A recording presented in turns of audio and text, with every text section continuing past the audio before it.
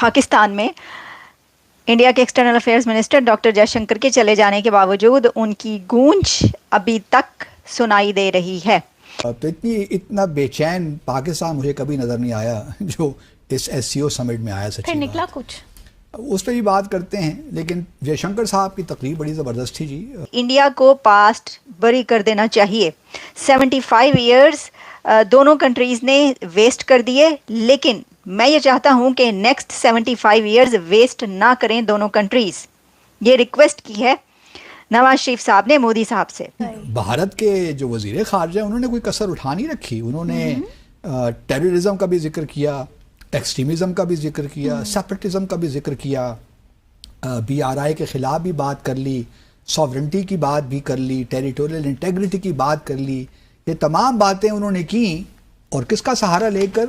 SCO के charter का। बिल्कुल बिल्कुल वही चार्टर है, सेम रेफरेंस, उसको ही रेफरेंस बनाकर उन्होंने अपना काम कर दिया। डॉक्टर एस जयशंकर ने पाकिस्तान में घुस करके कहा था ना, घुस के मारेंगे, तो पाकिस्तान में एंटर करके उन्होंने पाकिस्तान के वजीर आजम को आईना दिखाया और साफ लफ्जों में कहा, आतंकवाद, अलगाववाद, कट्टरवाद नहीं चलेगा। शहबाज शरीफ ने बोला कि नैरो पॉलिटिकल प्रिज्म से ऐसे कनेक्टिविटी प्रोजेक्ट्स को मत देखो। शहबाज शरीफ तू तो मत ही बोल बेटा, तू खुद इतना बड़ा मांगता है, हर जगह मांगने के लिए पहुंच जाता है। तुझे किसने बोला कि तू चीन की यहां पर एडवर्टाइजिंग कर, चीन के गाने गा? नैरो पॉलिटिकल प्रिज्म्स, तुम्हारे मुल्क का चाइना ने क्या कर दिया तुम्हें नहीं पता है? इस सीपैक के चक्कर में तुम्हारा पूरा मुल्क खा गए वो लोग चाइनीज, तुम्हें नहीं पता है? इन लोगों ने तो आज कश्मीर बेच दिया, ये कुछ दिनों में पाकिस्तान ये पाकिस्तान भी बेच रहा है। किसको बेचा है? इंडिया को। क्या सबूत है? सबूत क्या है? इशारा थे, वो बात किया ही नहीं है। पहले तुमने अमेरिकन को बेचा अफगानिस्तान में घुस के कि हमें पैसे दे दो हम जिहाद करेंगे। तुमने जिहाद का गाजर खा लिया पहले, अब तुम्हें चाइना से पैसे का गाजर खा रहे हो। मतलब यार, come on, have a heart. जय हिंद दोस्तों एससीओ समिट जो पाकिस्तान में हो रहा था उसमें भारत के foreign minister S Jaishankar sir शामिल होकर अब वापस आकर अब 1-2 दिन हो चुका है, लेकिन उनका जो जवाब था पाकिस्तान को और उनके जो आवाज़ था अभी तक पाकिस्तान के कान में गूंज रहा है। उसकी वजह से पाकिस्तान के मीडिया में 24 घंटे वही फॉरेन मिनिस्टर, भारत के फॉरेन मिनिस्टर के बारे में, जयशंकर सर के बारे में ही डिस्कशन हो रहा है कि उन्होंने किस तरह एससीओ के चार्टर के रेफरेंस लेकर टेररिज्म, एक्सट्रीमिज्म और सेपरेटिज्म और सोवरेनिटी और इंटीरियर इंटीग्रिटी के बारे में भी बातचीत कर ली और पाकिस्तान को और चाइना को भी जवाब दे दिया, मुंहतोड़ जवाब दे दिया और भारत का मुद्दा भी एससीओ समिट में रख दिया। जो कि पाकिस्तान के प्राइम मिनिस्टर हो या फॉरेन मिनिस्टर हो, जो उनका मुद्दा है, जो बार बार वो छेड़ते हैं कश्मीर का मुद्दा, ना ही इस बार उठा सके, ना ही वो हिम्मत कर सके, ना ही जो उनके यहाँ अगले साल जो होने वाला है क्रिकेट के मामले में जो चैंपियंस ट्रॉफी, उसमें उसके बारे में भारत का क्रिकेट टीम जाएगा या नहीं जाएगा उसके बारे में ना ही बात कर सके।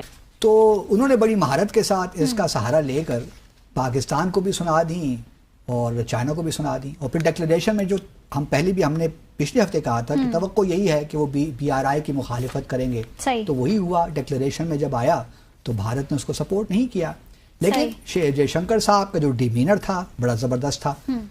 वो बिल्कुल एक्साइटेड नहीं थे, वो बड़ा उन्होंने अपने आप को कंपोज रखा, कोई मीडिया के साथ इंटरेक्शन नहीं किया, बहुत उन्होंने होशियारी का काम दिखाया।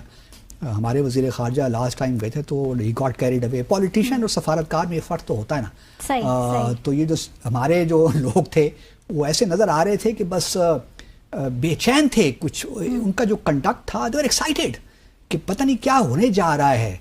और जिस तरह फिर खबरों में लीक भी किया गया तो लगता तो यही था कि बस अब कुछ आइस ब्रेक हो गई है और मामलात कोई सेटल होने जा रहे हैं पाकिस्तान और भारत के दरमियान।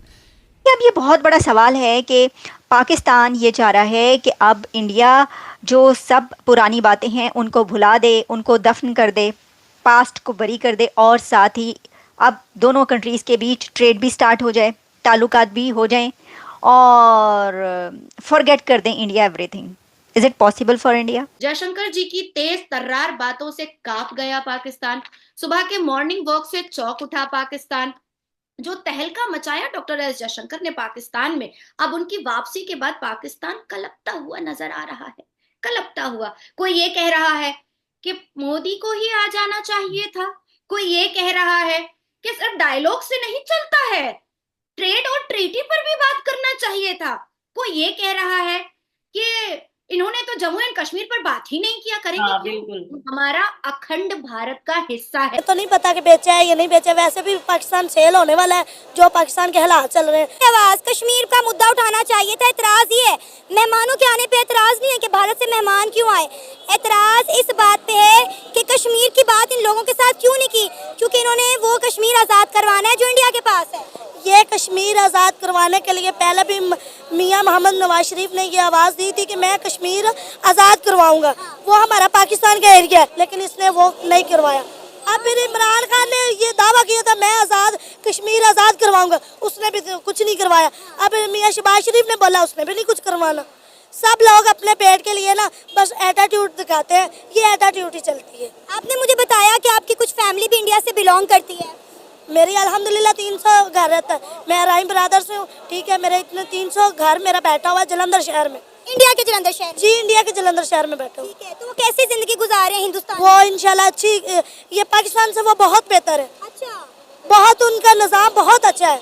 हम तो उनके लिए पैदा भी नहीं हुए हैं, हम तो इतने टैक्स दे दे के थक गए, उनका तो कोई टैक्स भी नहीं चल रहा। मतलब आपके जो 300 घर इंडिया के जलंधर शहर में रहते हैं, आपको लगता है वो पाकिस्तान से अच्छी जिंदगी वहाँ गुजार रहे हैं? बहुत अच्छी गुजार रहे हैं। लेकिन पाकिस्तानी तो यहाँ कहते हैं कि वहाँ पे रहने वाला मुसलमान जो है वो बदहाल है, उससे बड़ा जुल्म हो रहा है, उससे बड़ी ज्यादती हो रही है। बिल्कुल झूठ है, बिल्कुल झूठ है। कौन कहता है? वो मेरे सामने कहे। अच्छा, मेरे सामने कहे कि ऐसे इंडिया में जुल्म होता है। नवाज शरीफ ने ये भी कहा कि जो इंडिया है उसकी पोटेंशियल से बहुत फ़ायदा उठाया जा सकता है, पाकिस्तान उठा सकता है। फिर उन्होंने कहा दोनों कंट्रीज़ की जो ट्रेड है उससे दोनों कंट्रीज़ जो है वो फ़ायदा उठा सकते हैं। अब देखिए, इसके ऊपर ये बात तो ठीक है कि इंडिया की जो ट्रेड है या इंडिया की जो पोटेंशियल है उससे पाकिस्तान फ़ायदा उठा सकता है। पाकिस्तान से इंडिया बहुत कम फ़ायदा उठा सकता है, यानी अब कंपैरिजन वो रहा नहीं ना।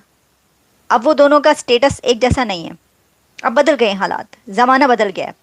तो उस ज़माना बदलने के साथ उन्होंने अपना वक्त भी बदल लिया। जहाँ ज़माना बदला वहीं पे भारत ने अपना वक्त बदल लिया।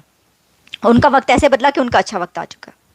तो पाकिस्तान का तो अच्छा वक्त नहीं है, आपको पता ही है। और मतलब जो हमारे बात रखना था बड़े टेक्निकली तरीके से, बड़ी इंटेलिजेंट तरीके से और बड़ी डिप्लोमेसी जरिए foreign minister doctor Jaishankar sir बोल दिए जो भारत को बोलना था, लेकिन पाकिस्तान हक्का बक्का रह गया, चाइना हक्का बक्का रह गया।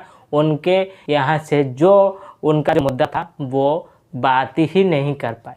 तो अभी तक उस बात को लेकर चर्चाएं हो रहा है पाकिस्तान के मीडिया में, और बात की जा रही है कि किस तरह डॉक्टर जयशंकर ये बात रख दिए भारत के, जो कि एससीओ के रेफरेंस लेकर, जो एससीओ के चार्टर में है, जो मुद्दा है, जो टेररिज्म का मुद्दा है कि या सेपरेटिज्म का मुद्दा है।